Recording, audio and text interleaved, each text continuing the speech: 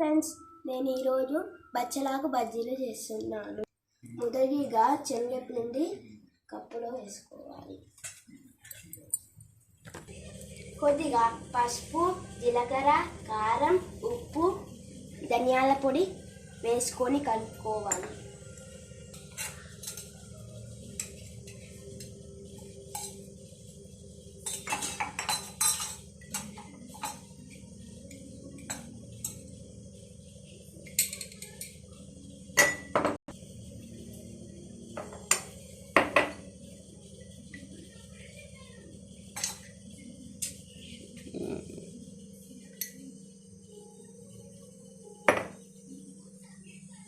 కొద్దిగా వాటర్ పోసి కలుపుకోవాలి.